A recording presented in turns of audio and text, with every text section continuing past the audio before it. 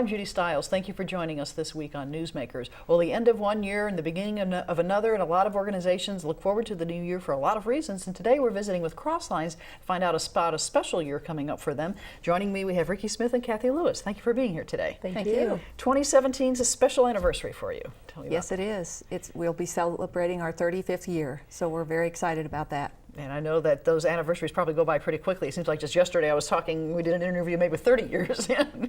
But you've had a lot of changes within the last few years. Yes, we have. We moved out of our building in May of 2015, and now we're in our new facility, which is at 320 South School Avenue, and we're really excited to be there. It's much bigger and beautiful, and we really love it. Great. So continuing to meet the needs of the community. Maybe we need a little bit of background for some of our viewers. They say maybe not quite familiar with the history of Crosslines. 35 years. How did they get started? How do we get things going in Joplin? 35 years ago, there were 10 downtown Joplin churches that decided they could work better together to serve the community.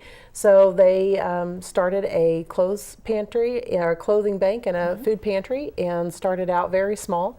And from there, we've grown. We've got about 63 different churches that are involved in Crosslines in some way today. So the churches have been your main support throughout these years, ministries being part of your message. Yes, they have. They have. And we, a few years ago, added a lot of business and community partners as well, so they are very helpful. But our churches are definitely the base of our volunteers and of our support.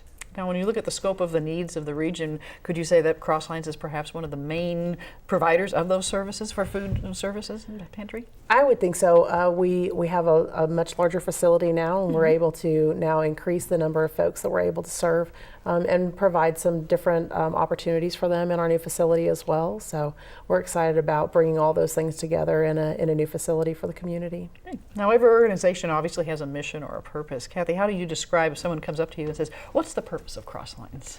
Well, our mission is serving God's people in need through church and community partnerships. So basically that's what we're doing, is meeting needs. We are an emergency, what do we always say? To help with emergency safety needs. net organization. So we're basically there when someone's in crisis. If they're needing food or clothing or rental or utility assistance or mother and baby gifts or necessities, that's what we're there for. And you mentioned a lot of things people may not realize. They may think of food and clothing, but they don't realize that you also have these other services offered. Right. One of our biggest programs is our rent and utilities program. We can help households out. There's some qualifications. We just ask people call and see if they qualify to apply. But we're able to help several hundred families every year with either keeping a utility on or keeping people from being evicted from their homes. And then we also have our new facility has a huge education room. We're able to use it to invite the community in for lots of different projects. We've had training sessions there. Other organizations have used it for meetings, and so it's one of the things that we're really excited about the new facility, a new thing that we're able to offer the community. You mentioned the facility. I know you brought some pictures, so at some point if we can call up some of the pictures, let people look at them and kind of visualize it as we can see and explain what we're seeing in some of the pictures. This is actually a class from the Missouri Extension office over at Carthage. A couple of their instructors come over, and we had about 8 to 14 people each week for 6 weeks come in, and they're doing a class called Cooking Matters. This is one of the things that our clients had asked for, a need that wasn't being filled for them, and we were able to provide that now in the new facility. Yeah, there's the ladies cooking again. They come in and they cook a meal, and then they take all of the ingredients for that meal home, and they can then prepare it at home for their families. So it's a really neat program. So this is really a service of not only do you pick up the foods, but how do you use the foods? Absolutely. Here are a couple shots of our pantry with volunteers, and these are some of our volunteers. One of the things that we've been able to do in the new facility is do some volunteer training, and so we're really excited about being able to offer that for our volunteers, support them in a great way. And the orange spoons are for a project called Spoon Timber. It's about hunger awareness, and so that's why all the orange spoon pictures. So volunteers are people from throughout the region? Are the churches, volunteer organizations? How do people come in to help out? Yes, mostly our volunteers come from our church base, and they volunteer one day every month. They're scheduled a certain day of each month. But we also have a lot of our community and business partners that come in and help. Starting that, we are in December 5th, we are opening on the first Monday evening of every month. So those folks that still need a little help, but they're working during the day or otherwise have appointments, they can come in now on Monday first Monday evening. Expanding to evening services. We are. Now you have a shot of some youngsters here as well. Yes, that's our little blue bookshelf. We partner with the United Way and have a little blue bookshelf so that anytime a child comes into Crosslines, they can take a book home, and so we try to keep that full. There's another picture of our pantry, and our volunteers go through the pantry with our clients and help them shop. This is our back room. We have a lot of donations right now, and so that's our volunteers that are hanging those donations and sorting through them. That's our shopping area. And so that's a big job, just once you receive the items, is to sort them and Yeah, and then prepare them like in a retail store, actually, for folks to be able to come in and be able to find what they need and make sure that we have high quality products for them. This is the garden outside the facility on the north end of the property. Those pictures there are from the beds that were in production all summer. They brought in a couple thousand pounds of fresh produce for the pantry. And then we also have a shot somewhere of the greenhouse. These beds were built inside the greenhouse by a disaster recovery team that comes to Joplin twice a year. And those will actually help us bring winter production to the facility. We'll have year-round production in the facility now. So it's important to have not only the canned products and the boxed products, but fresh produce for people. Absolutely. Our clients really appreciate it, and the master gardeners and the farmers that bring those to us, they really, they have been very supportive, and they're getting behind those projects, and they are just continuing to bring those fresh products, locally grown produce, into the pantry for our clients. This is another activity here? Yes, we've had some youngsters in over the summertime. These are actually a couple of Boy Scouts from Joplin, and we've got some children there too. They were helping us build a low-tech watering system for our landscaping, and so we try to recycle as much as we can, and we're very earth conscious, and one of the things that they were doing was helping us prepare that for our landscaping. So taking care of the environment, and here we can see they're outside now by the plants. Yep, they're getting ready to fill up those water jugs, and it was actually a very successful project. The kids had a great time coloring on those jugs, and they understood that their messages of hope that were there might brighten someone's day as they came into the facility, and so it was really special. They also built a scarecrow out in the garden for us, and they had a great time this summer coming to Crosslines. They told their teachers that was one of their favorite days of the week was when they got to come to Crosslines. So you not only have a new building, you have more room to move. Much more room. We wouldn't have our education room, which also doubles as a conference room, without the bigger building. And then we also have a warehouse where we have a 12 by 15 foot freezer and a 12 by 15 foot walk-in cooler. So our guys in the pantry really love that. So when we pick up all those food donations from the stores that Ozarks Food Harvest, the food bank in Springfield, have hooked us up with, we now have some place to put all those donations. So this is expanding the types of items that people can pick up as well, different types of food, or I guess quantities? For sure, quantity. We're really fortunate that we have a place to put those kind of items when they are donated, and then the clients in the new pantry are actually able to choose that for themselves. You've seen pictures that set up like a grocery store, and so folks actually take a cart and they have a personal shopper, and that volunteer goes with them through the pantry, and the client is able to select their items themselves, just like going to any grocery store, and they're just helped through the pantry with a little bit of mentoring from one of our volunteers, and it's working out really well for us. Great. Now, I know we talked in the past about the new facility being built. Let's remind the audience for how this was made possible. I know you had some special funding that helped you do this as well. We did. The City of Joplin purchased our old building, and we used that as well as a grant from the Community Foundation, and we received funding from the Freeman Johnson Trust and a number of other grants through the community to purchase the property. And then we also received a CDBG-DR, which stands for Community Development Block Grant Disaster Recovery Fund grant from the City of Joplin, and that's what we used to renovate the facility that was there. And so we were very thankful to the City of Joplin for that funding. So not only did you have the building, you had to convert it to your needs to operate. Yes, it originally was a 10,000 square foot shell, and it literally had 2 walls that went through it and divided it into quadrants. And we were able to take that shell and build it very much custom for our specific needs at Crosslines. So that community development disaster relief funds are what really helped you on the inside of that building. For sure. Most definitely. We would have never had enough money to renovate that facility without that funding. And we also had some great grants from United Way that helped us purchase the furniture and fixtures and new computers so that we can continue to serve our clients even more efficiently. Right. So there's a lot of probably that goes on behind the scenes in operation that people aren't seeing. You know, we saw a few people, your volunteers, but the services that in order to provide something to someone in need, you've got a lot of people volunteering their time to put that together for you. Yeah. And so tell me about the process as far as someone comes to you in need. What is kind of this process, the steps they would go through? How do you Well, handle it? they walk in the door and they see our receptionist. We sign them in, and then they have a seat. One of the caseworkers sits down and talks with them to see what their needs are. If their need is clothing, they get a list of what they can shop for, and we call it shopping, but all of our services are free.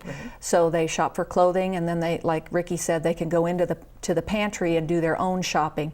We find that there's a lot less waste that way, and it's also gives them a little more dignity to pick out what they really want to eat instead of someone just handing them a box of food. Right. If they need financial assistance, we always ask that they call ahead, and we kind of pre-qualify them over the phone, and then they come in and they fill out an application. We go through a budget with them. We also check with either the landlord or the utility company, and we mail the payment straight to them so that we can help them with either that utility shut-off notice or with a demand for payment for late rent for their landlord.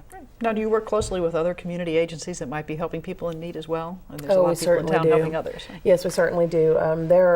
Our community has just wonderful nonprofits all across the community that are just helping every day. And so we really have a great network here.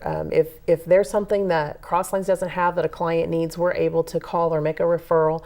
And we know that somebody else in the community, if they have it, they're going to pitch in and help out the same way we do when someone calls and says, you know, I have these kiddos and they need this, but we don't have it on hand, do you? And so we're really able to refer people back and forth to different programs that way, and really be able to kind of, like Kathy said earlier, we're a safety net for the community and for those in need.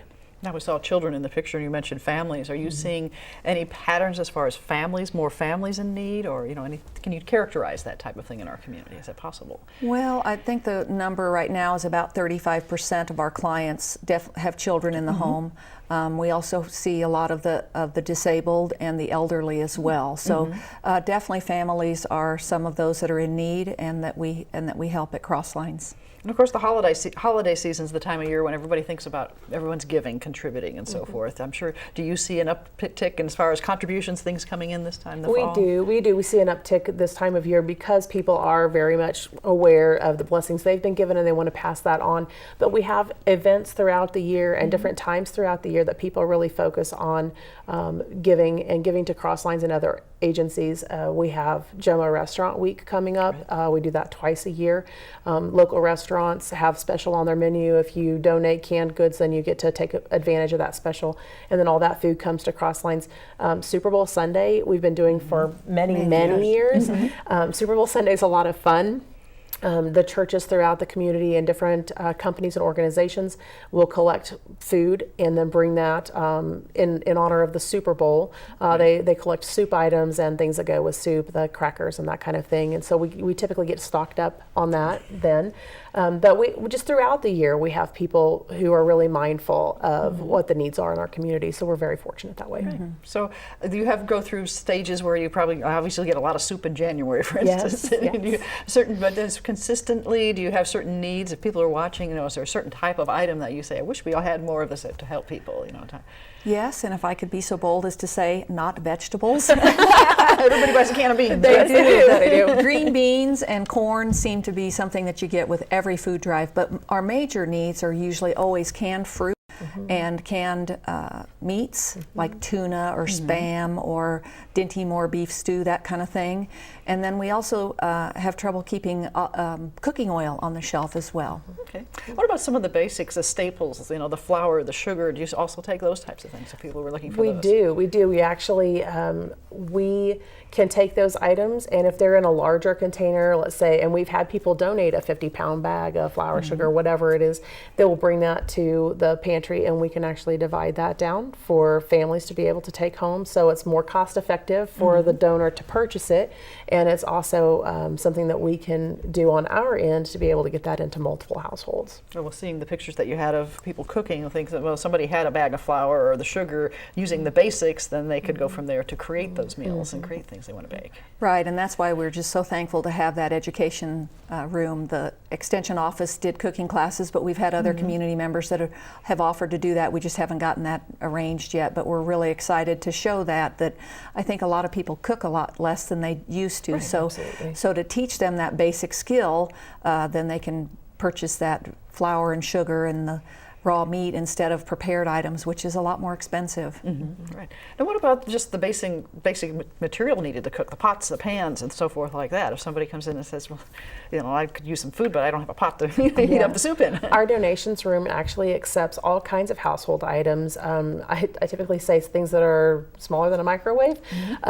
We do pots and pans. We're always in need of pots and pans. We're always in need of brooms and mops and those kinds of supplies. We also need in that room right now, in the wintertime especially, is queen size blankets. Any kinds of queen size blankets or quilts are really important for us right now. We've got homeless folks who come to us and they may be sleeping in the car and they need to be able to stay warm.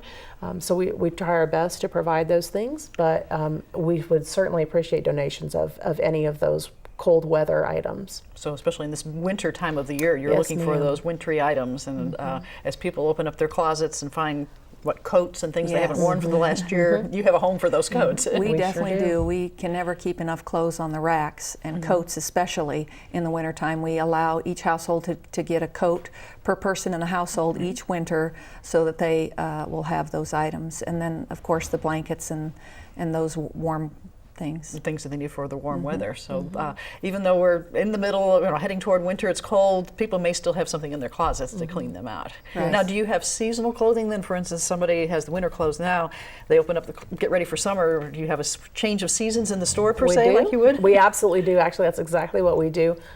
We stock the store very much as full as we can get it, and we have what's called free week. So we'll open up the clothing area and folks can come in and shop, and they can come, and each household is given 3 sacks to be able to shop in the clothing area, and that doesn't count as their regular services, and so it's sort of an additional service. We do that a couple times a year, especially when we're doing changeover from season to season. But as we have so many donations right now, we're actually looking at being able to do that a little more often and kind of open that up for folks. When things for people of all ages, and we saw children all the way up to senior citizens, older people who might need clothing. Yes, yes. We like to have that free day so it cleans out the clothing that's getting ready to go out of season, and then we close for a day and open back up, and we have the new season for clothing. Well, explain to the audience how that is organized. I'm curious. You have very large space for clothing, and so you have people operating behind the scenes, kind of handling inventory like you would in a store situation. Very much so. We've got a crew of folks that work in our donations room, and they sort through every single item. So every item has been looked at, and we may miss things occasionally, but they make sure that the buttons are there and that the zippers work and that there aren't any stains. And then they're sorted by children and adult, and then by gender, and then by size, and just put out on a shelf just like it would be in a retail store. So when people donate, just putting them in a box or a bag, keep obviously clean donations, clean donations, and so you're able to then sort them once you get them. It's a big tip for what you can do. And that is actually one of our greatest needs right now is while we were kind of homeless and working out of the Quonset hut over at South Joplin Christian Church, we were still receiving donations. So we've cleaned out 4 trailers of items, and we just are really in need of volunteers to help sort through those donations at this time. They are up to the ceiling in the donations room. So anybody that has a few hours and would like to sort through donations, we'd love for you to volunteer. So you're sort of bursting at the seams there with items We that are need to have definitely. homes. It's a good problem to have, but we could definitely use some help to get through it. Right.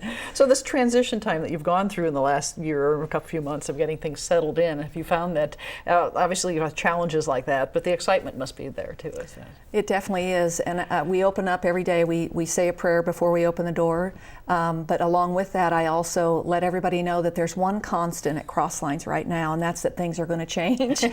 Every day there's somebody that comes up with a better way to do things, or the health department will come in and we'll have to tweak something to make sure that we're doing things the way that they would have us do them. And so I just let everybody know that we need to have grace and mercy with each other and be flexible. That's the big key, is be flexible. So you're a work in progress. We've been a work in progress for 35 years. I don't expect that part to change. And so forth. Well, you mentioned business support earlier when you were talking. So do you have businesses that will give you their surplus foods, or restaurants with their foods and things like that as well? We have a wonderful network in the community of folks that support us. Of course, our agreements through Ozarks Food Harvest and Feeding America, those help us with those big corporate donations from Sam's and Walmart and Target and Aldi and some other folks in town. And then we also have places like Panera. Every Monday night, Crosslines goes and picks up Panera bread, and all the day end comes into the pantry so that our clients can enjoy that and help sustain their families. And so we have amazing partners that do that food kind of donation. We also have partners that will make a phone call and say, by the way, next Tuesday you're going to have 6 pallets of vegetables delivered. and so we have that constant influx of corporate support that it just kind of keeps us going. And if people can't get the items to you, do you have a way to go pick it up from them as well? We do. That was another thing that we received a grant from the city of Joplin back in 2009, and we purchased a box truck. So we have a box truck and can go pick up those donations if donors don't have any way to get them to Crosslines. We don't pick up from people's houses. Individuals, right. Individuals, we just don't have the manpower to do that, but from companies and stores and that kind of thing. If churches have a rummage sale, we pick up those leftovers, and so we have enough clothing. Great. So looking ahead, 2017 35th anniversary, some special events planned? How are we? Some tips of looking ahead, what you might be looking at. We're so excited about the 35th anniversary celebration. We're actually going to hold it on 320, which is the address of the building. So March 20th in the afternoon, we're going to have a huge celebration. There'll be some ceremonies and things at the beginning. And then our dream is that we would have enough members of the community to come and encircle the building and actually have a time of prayer. We did our grand opening, the chamber, the business kind of dedication ribbon of the cutting. Yes, and things ribbon like cutting. That all happened when we came into the building this summer. This is very much a spiritual dedication and an affirmation that we are there to serve our mission, and that's our neighbors in need who we're so blessed to have the resources to be able to help. So that's what we're going to focus on, and we might sing a couple songs, and we're going to have a good time, but it'll really be a spiritual dedication of the building on that day. Okay. So of course we'll get more details on the specifics. Absolutely, as the day they're gets closer. coming. Keep watching our Facebook page. Well, someone who's watching might be wondering about the area served. Where our broadcast signal obviously goes beyond Joplin, so they say, well, what's the service area for Crosslines? Well, our service area is the Joplin, Carl Junction, and Webb City communities. Okay. There are a few of those smaller outlying communities that we also serve, but we work very closely with the other agencies, and if it's in an area, someone has a need in an area that we don't serve, a lot of times we'll take care of that immediate need, but then we'll let them know who in their area also has those services so that they can find those services closer to home. So you're networking not only with the agencies within the city of Joplin, but area regional agencies that they can be able to serve people, help them out. And tie that together. People watching volunteering, you've mentioned needs for people. How do they contact you? What's the best way to do that? They can call the office at 782-8384. Leave us a message. We'll get a call back to you. We have a lot of churches that come in as a church to serve together. Even folks who are in a church who's already serving in Crosslines, they may not be able to go that particular time. They may have a conflict or another volunteer obligation, and we wouldn't ever want anybody to not volunteer somewhere else because they were coming to us. But would encourage folks that even if it's your church's day and you can't go on that day, but you really want to get involved, we have a lot of things going on at Crosslines, and we can definitely engage those people in something that would be of interest to them. And with your new evening hours, are you looking for volunteers to help in the evenings as well? Yes, we're hoping to capture folks that are in school or teachers or people that work during the day. We have a couple of our really great business partners, Empire District and some others, that are going to be helping on those Monday evenings that we're open. And so even if they have a youth group or a civic organization and they'd like to volunteer, even though we're not open in the evenings or on the weekends, we still set up appointments for them to come in and take care of projects for us. So we're always looking for volunteers, and we'll bend over backwards to come in and open up while they're match their able schedule. to volunteer. Absolutely. Anytime. Well, one thing we had, I don't think we've mentioned specifically, are the hours that you're open when people can come by for services. During the day, we're open Monday through Friday from 10 to 2. Those are our office hours. Monday, Tuesday, Thursday, Friday, we have our shopping area and our pantry open. Wednesdays is new at Crosslines. We started making appointments for our government food commodities, people's monthly supplemental food for their households. So those are on Wednesdays, and they come in 5 minutes ahead of their appointment, and then they are able to get their commodities very quickly and get right on the road. Great. And of course, we have a website we have up on the screen so people can see that information, and that's crosslinesjoplin.org. Crosslinesjoplin.org. Okay, so a lot of information they can find there. And I'm sure they also do have a Facebook site as well. We do. We love our Facebook. We are able to be in contact with people, and it's really a place for people to be able to message us. Even if we're not at the office, they might, get a message that says, "Hey, I'm looking for this," or "I'm in need of something," and how do I get in touch with the organization? So we're able to use that for communication in a great way.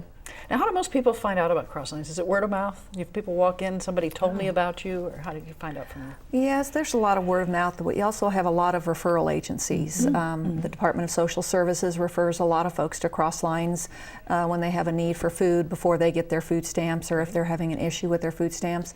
The hospitals, the hospice organizations, the home health organizations, all three of the school districts that I mentioned, Joplin, Carl Junction, and Webb City, and then any one of our churches refer folks to Crosslines if they're in need of food or clothing or whatever. So we have a lot of people that refer to Crosslines because they know the services that we have and that we're there to help. They know that you're there when those people come in and say, "I have a need." Right. Tying that together. You've both been with Crosslines. I know, Kathy, you've been there for quite a while. What do you find the best part of your job when you're working there, you're helping people? Well, the best part is when you can really help someone who's in need. You can just tell by their countenance when they walk in that they really don't want to be there, but they just have a crisis happening and they need something. And so we've had a lot of folks come back and just tell us how we've helped. We kind of call them heart prints, when somebody comes in and really just touches your heart to where they've been helped. And so we've been adding those to our newsletters and to our Facebook page. And our volunteers also tell us when their hearts have been touched by someone and how appreciative they've been. So really, when it comes down to it, it's the people you're helping. Yeah, it is. It is about the smile. It's about the happy tears. It's about the hugs at the end of the day, and just being able to know that we're doing the best we can to impact people's lives. Great. Well, I'd like to thank both of you for coming today, sharing some information with our audience about Crosslines, and looking forward to seeing how things go in 2017, especially with your anniversary. Yeah, thank you so much. You're welcome. Thank you. And I'd like to thank the viewers for joining us this week on Newsmakers. I'm Judy Stiles. Hope you can join me again next week at the same time on the station. We'll see you then.